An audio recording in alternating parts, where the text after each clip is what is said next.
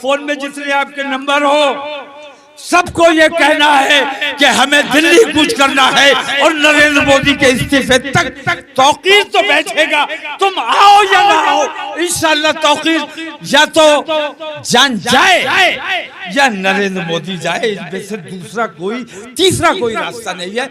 25 साल से हम जो बात समझा रहे हैं, कुछ लोगों का दिमाग में तो अब लगा कि शायद ठीक हो रहा है ये काम, लेकिन कुछ लोग अभी भी उसी बेढंगी चाल पर आमादा है और लोगों में, मुसलमानों में इख्तिलाफ करने का काम कर रहे हैं।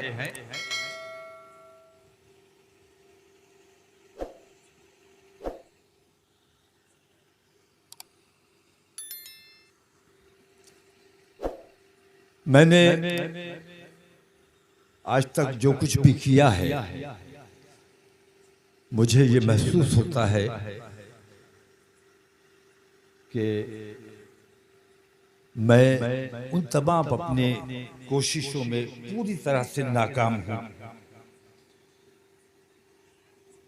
क्योंकि आज भी ऐसे लोग मौजूद हैं जो मुल्क के हालात देख रहे हैं, जो ये देख रहे हैं कि मुसलमानों की सरपरस्ती करने वाला कोई नहीं है, सारे के सारे बेईमान हैं, सारे के सारे गद्दार हैं, सारे के सारे मुसलमानों की दुश्मनी पर आमादा है। इसके बावजूद लोगों का ये तरीका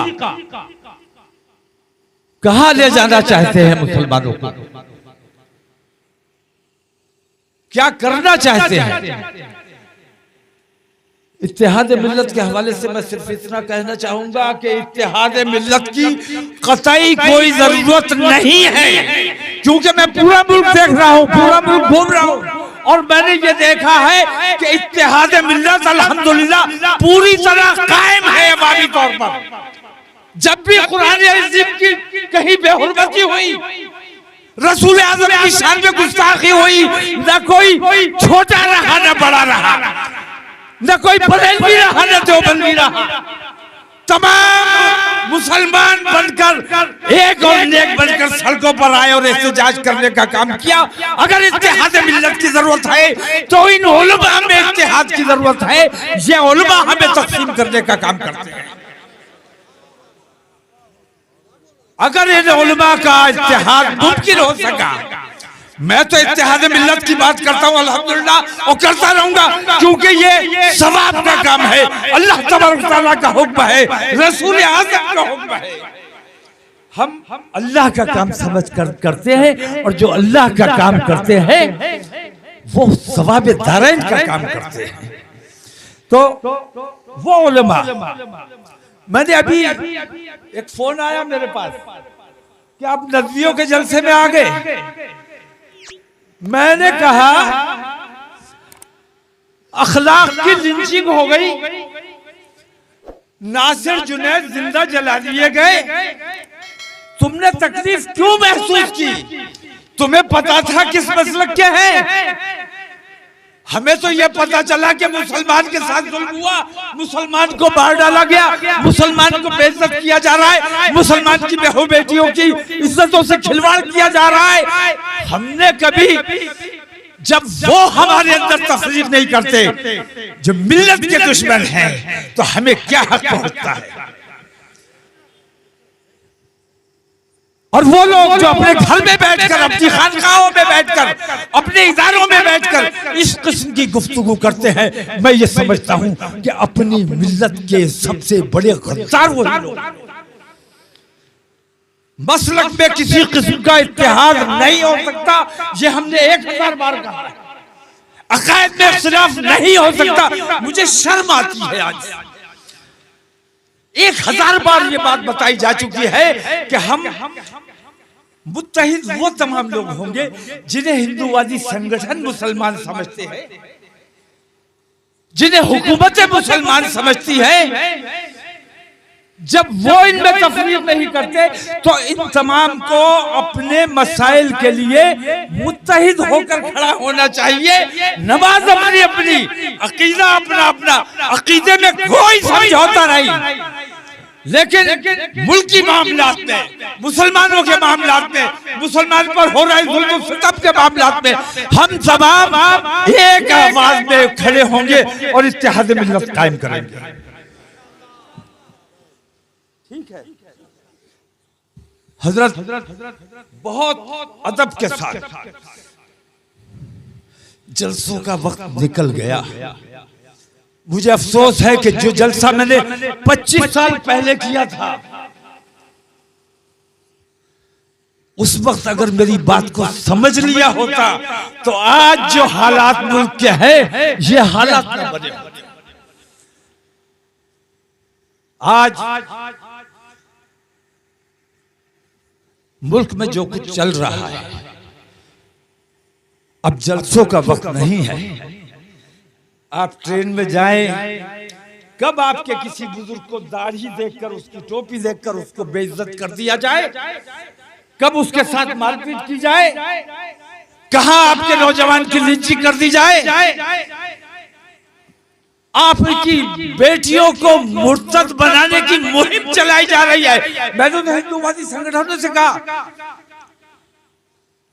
कि मैं तो चाहता हूं कि मेरे यहां जो कमजोर ईमान के लोग हैं वो मुझे छोड़कर चले जाएं।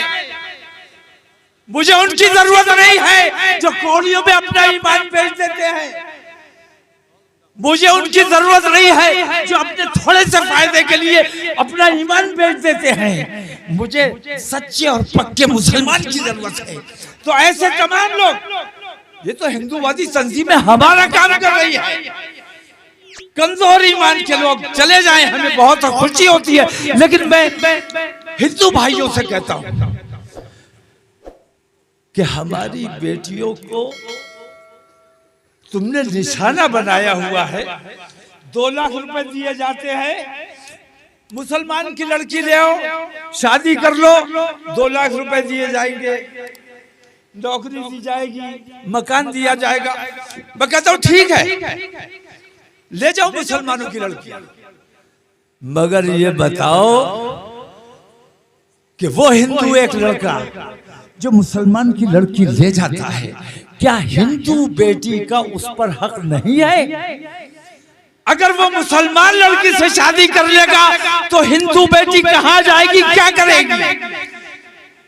हमें हिंदुओं की भी फिक्र है, वो भी हमारे हिंदुस्तानी भाई हैं, हम उन्हें अपना भाई समझते हैं और इसीलिए तमाम तकलीफें बर्दाश्त कर रहे हैं कि हमें अपने मुल्क में अमन कायम रखना है। तुम्हारी सारी बेईमानियां, तुम्हारे सारे जुल्म सितम, हम तमाम तकलीफें बर्दाश्त कर रहे हैं। बुज़दिल नहीं है, अल्हम्दुलिल्लाह बाजुओं में ताकत है, हिम्मत है, लड़ सकते हैं, लेकिन अपने मुल्क में इत्तेहाद चाहते हैं, अमन चाहते हैं, शांति चाहते हैं। इसलिए हम लड़ाई से परहेज कर रहे हैं। हमारे सब्र का इम्तिहान मत लो, हमारे सब्र का इम्तिहान मत लो। हम अपने मुल्क से मोहब्बत करते हैं और ये समझ लेना कि मैं मुल्क से इसलिए मोहब्बत नहीं करता कि मैं तुमसे डरता हूं। कोई भी मुसलमान हुब्बुल वतनी जुज़्वे ईमान है। मैं अपने मुल्क से इसलिए मोहब्बत करता हूं कि अल्हम्दुलिल्लाह मैं मुसलमान हूं। मोहब्बत करते हो कि नहीं करते?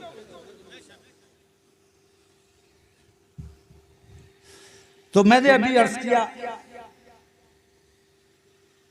वक्त अब जलसों का रहा नहीं। अब वक्त इस बात का है कि तमाम लिंचिंग आप देखते चले जा रहे हो, इसका आपके पास कोई इलाज नहीं। बेईमानियां हो रही है। हुकूमत ने बाकायदा जब से हमारे नरेंद्र मोदी जी हमारे मुल्क के प्रधानमंत्री बने हैं, तब से मुल्क में बदअमनी का माहौल बना हुआ है। हुकूमत की सरपरस्ती में मुसलमानों पर जुल्म सितम ढाया जा रहा है। कोर्ट की अवमानना की जा रही है। कोर्ट ने कहा कि ऐसा नहीं किया जाना चाहिए, फिर भी किया जा रहा है। तो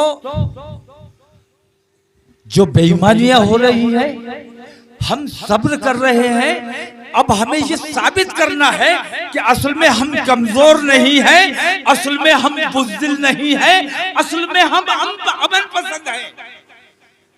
और बुज़दिल नहीं हो, कमजोर नहीं हो, इसके लिए तुम्हें कोई सबूत पेश करना पड़ेगा।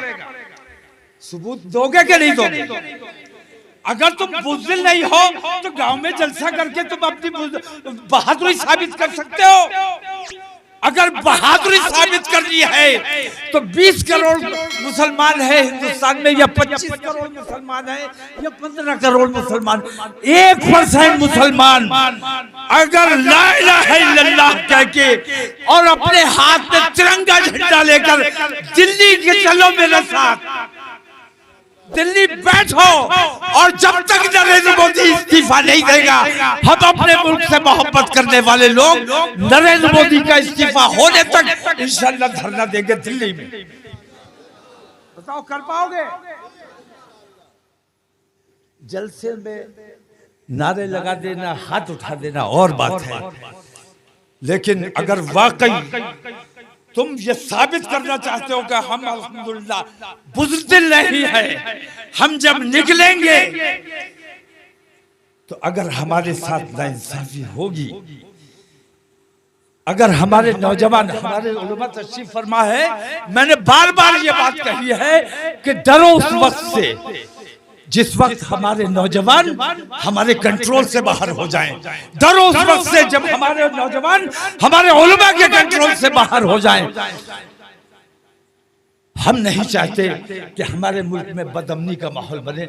हम शांति वाले लोग हैं, भाईचारे वाले, प्यार मोहब्बत वाले लोग हैं। हम ये चाहते हैं कि एक बार ये तुम्हें साबित करना है कि हम डरते नहीं हैं। सड़क पर निकल के आओ, जो बेईमानियां हो रही हैं, जो नाइंसाफियां हो रही है, जो तुम्हारी आज को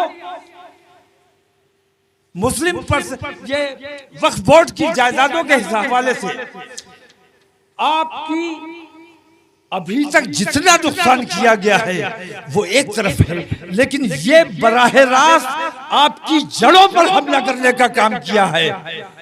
आपको अपनी जड़ों की हिफाजत करनी है। आपको मैं दावत देने आया हूं कि तारीख का हम अपने उलमा से और दानिश्वर हजरात से मीटिंग दिल्ली में करेंगे। 2-3 रोज के अंदर आपको इंशाअल्लाह डेट से मुत्तला किया जाएगा। लेकिन आपको आपकी ये जिम्मेदारी है कि ये पैगाम मैं आप तक लेके आया। ये पैगाम हर जगह में लेके नहीं जा सकता। आपके पास अमानत छोड़कर जा रहा हूं। अमानत में खयानत मत करना। ये पैगाम आपको आगे पहुंचाना है। जहां जहां आपके अजीज व अकारीब हो, दोस्त अहबाब हो, ताल्लुकात हो, फोन में जितने आपके नंबर हो, सबको ये कहना है कि हमें दिल्ली कूच करना है और नरेंद्र मोदी के इस्तीफे तक तौकीर तो बैठेगा। तुम आओ या ना आओ, इंशाअल्लाह तौकीर या तो जान जाए या नरेंद्र मोदी जाए। इनमें से दूसरा कोई, तीसरा कोई रास्ता नहीं है। अगर साथ दोगे तो हम जल्दी और आसानी से बात मनवाने में कामयाब हो जाएंगे। और अगर तुमने लापरवाही की, जैसे आज तक करते रहे हो, जो काम 25 बरस पहले होना चाहिए था वो आज कर रहे हो, अगर लापरवाही करोगे तो फिर 25 साल और रोना पड़ेगा। जज़ाकल्लाह। और कुछ कह दें? छोड़ दे। अब एक सुनिए, मैंने अभी कहा ना कि मैंने हर वक्त, हर मौके पर मैंने अपनी कौम को जो पैगाम दिया, क़ब्ल वक्त दिया। जब मैंने महसूस किया कि आने वाले वक्त में ये होने वाला है, अल्लाह तबारक तआला ने इतनी अक्ल दी है, इतनी समझ दी है। लोग भी समझते होंगे, लेकिन मैंने महसूस किया जब इंटरनेट शुरू हुआ था, जब इंटरनेट शुरू हुआ, मैंने बार बार ये बात कही कि अपनी बच्चियों को मोबाइल से दूर रखो। अपनी कमसिन बच्चियों को मोबाइल से दूर रखो। मोबाइल ऐसा शैतान है जो कान से घुसता है तो दिल में जगह बनाता है। मोबाइल के जरिए आपकी बेटी आपके सामने तो है, लेकिन मोबाइल के जरिए वो किसके रास्ते में है पता नहीं। लोगों ने मेरी बात पर तवज्जो नहीं दी और मैं देखता हूं कि मेरे पास बहुत से मुकदमात आते हैं, पंचायतें आती हैं, और मैं देखता हूं कि उन सब की जड़ में सिर्फ मोबाइल है। जो हमारी बेटियों को मुर्तद करने का काम कर रहा है वो मोबाइल का। तो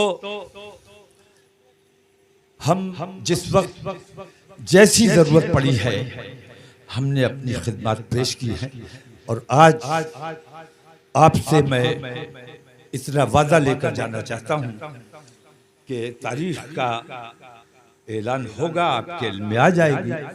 उसके बाद आपकी जिम्मेदारी है कि उसमें कैसे शिरकत करनी है।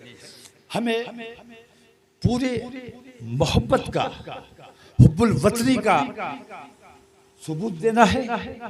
हमने अमन और शांति का पैगाम देना है, भाईचारे का पैगाम देना है, और अपने मुल्क की मोहब्बत की वजह से मैं इसलिए नरेंद्र मोदी का इस्तीफा नहीं मांग रहा हूं कि वो मुसलमानों के दुश्मन है, बल्कि मैं ये मांग इसलिए कर रहा हूं कि वो मेरे मुल्क को नुकसान पहुंचाने का काम कर रहे हैं, और मैं अपने मुल्क से मोहब्बत करता हूं। बताओ करते हो कि नहीं करते हो? जो वो तमाम लोग जो अपने मुल्क से मोहब्बत करते हैं, अब उनकी जिम्मेदारी है कि हमारे मुल्क को जो नुकसान पहुंचा रहा है उसके इस्तीफे के लिए दिल्ली कूच करना, ये आपकी जिम्मेदारी है। आपको ये पैगाम मेरा भरोसा कर लूं, बस इन्हीं अल्फाज के साथ, बहुत माजरत के साथ, कहीं मुझसे लफ्जिश हो गई, मुंतज़िमीन जलसा को दबाव में लेने की कोशिश की गई। मुझे लोग कहते हैं कि मैं सियासी आदमी,